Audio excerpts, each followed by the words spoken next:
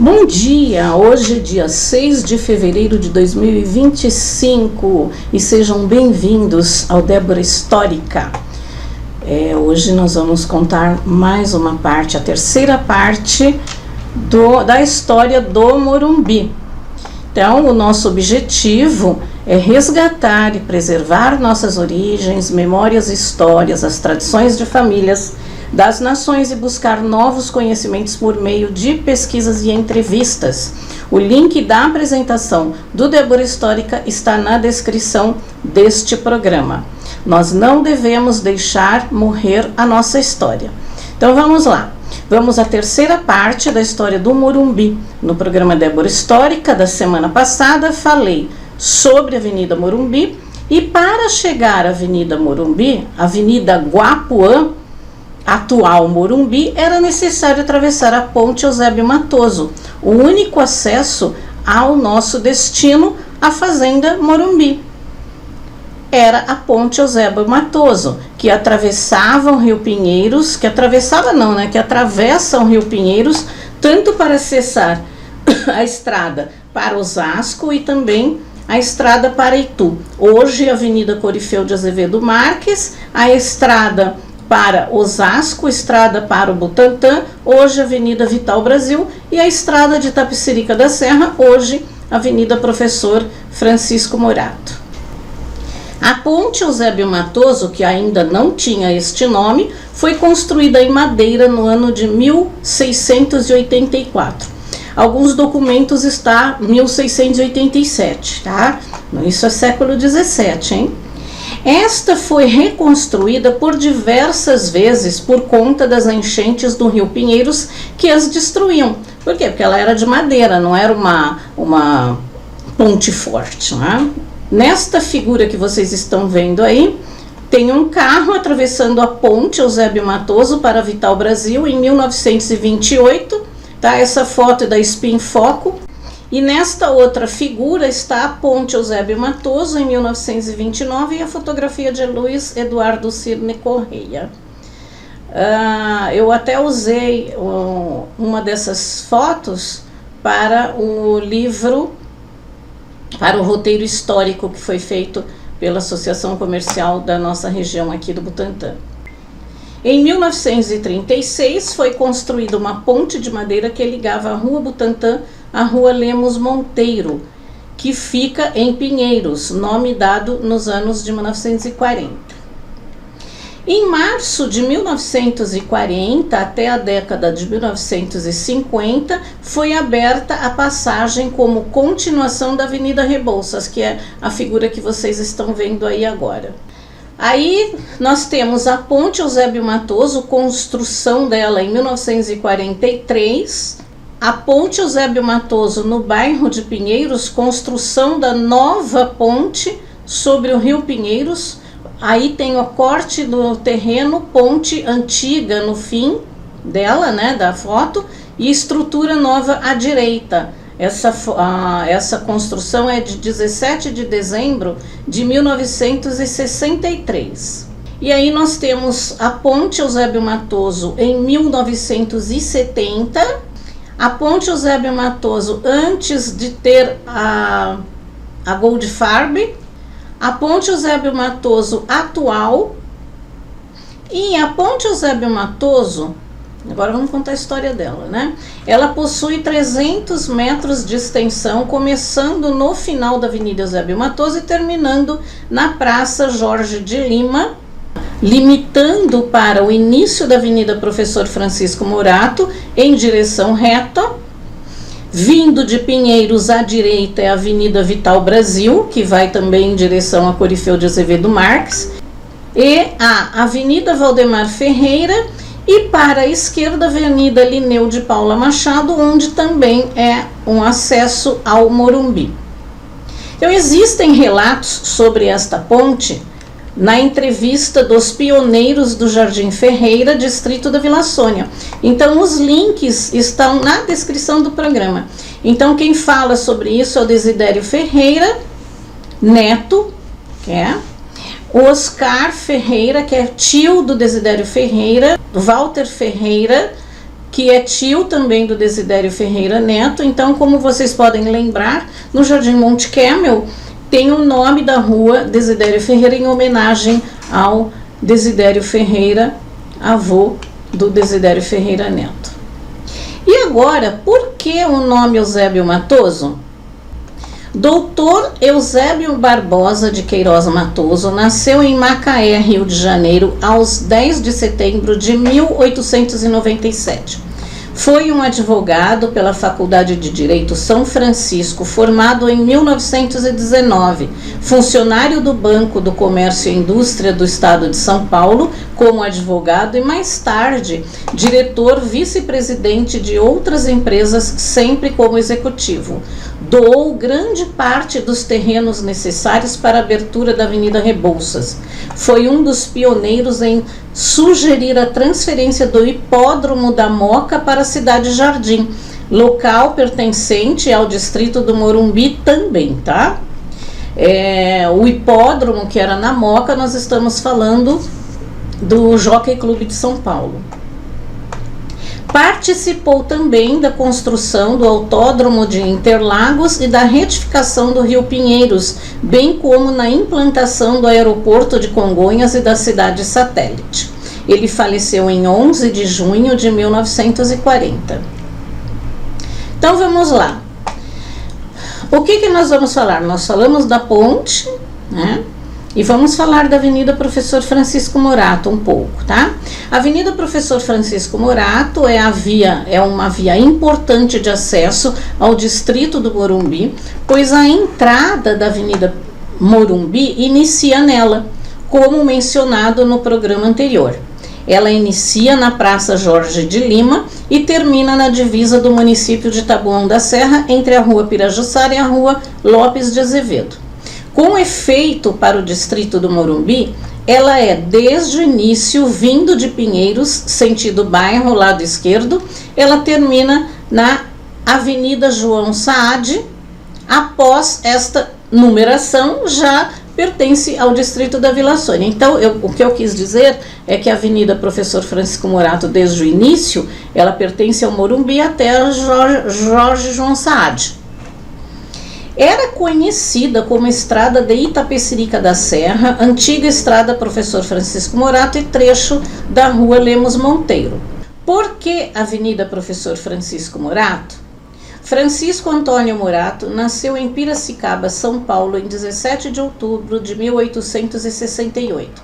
Bacharelou em Direito em 1888.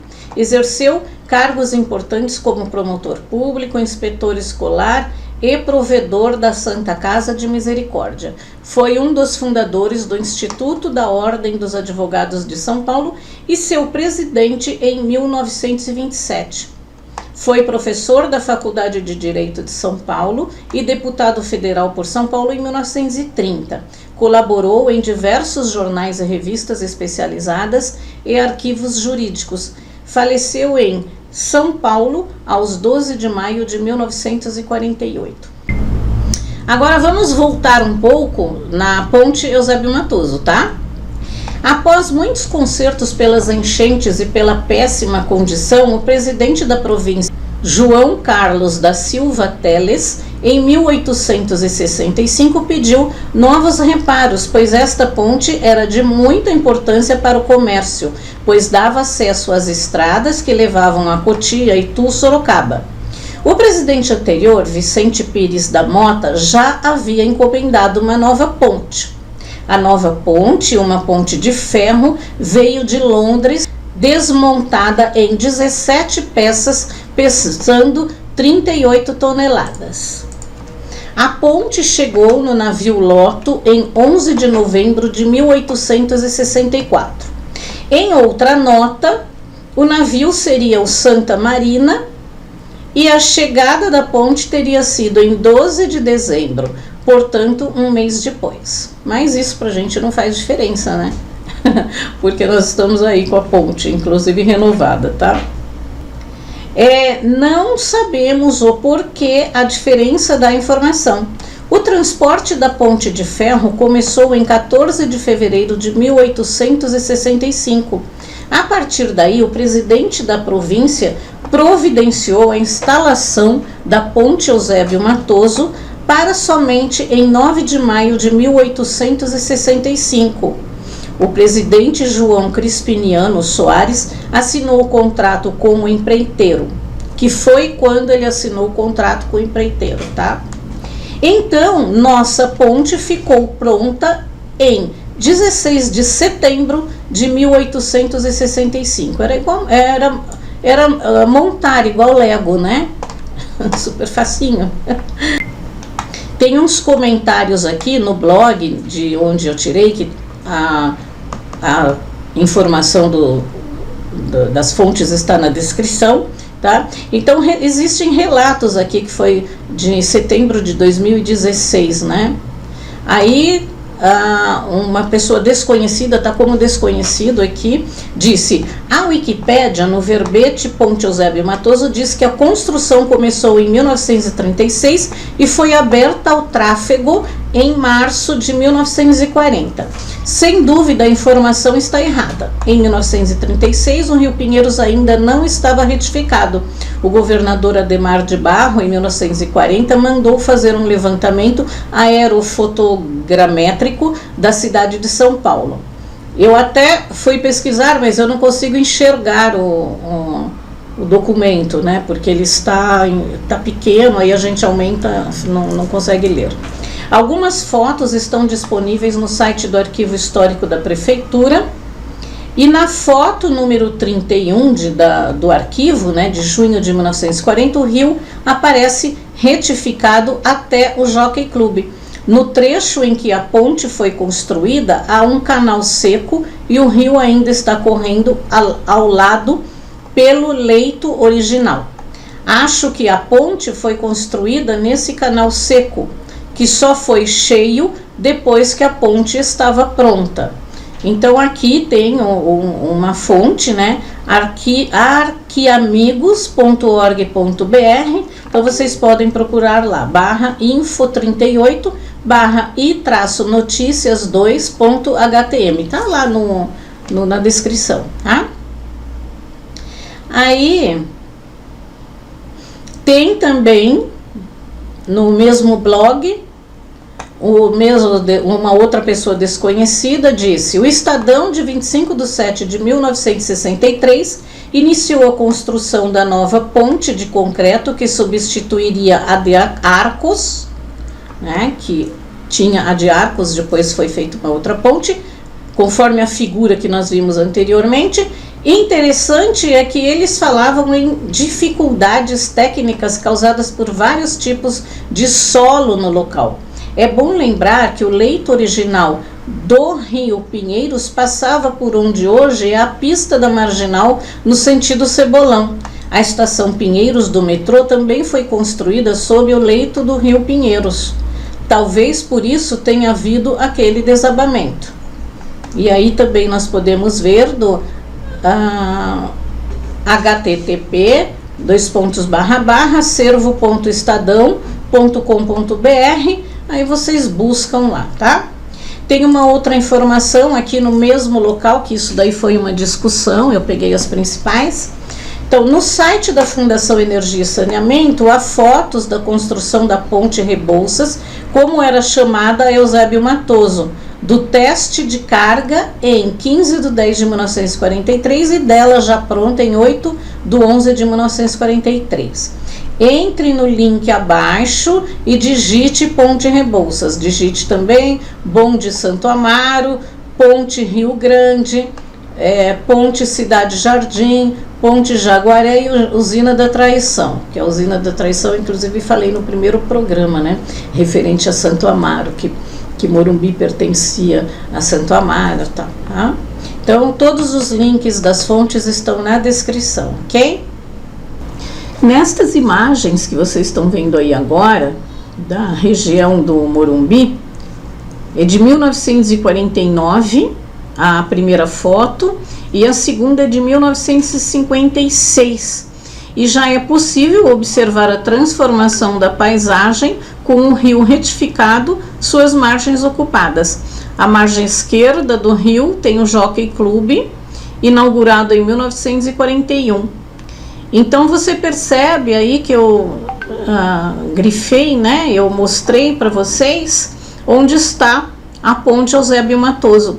E aí você consegue ver também a entrada para a Avenida Morumbi.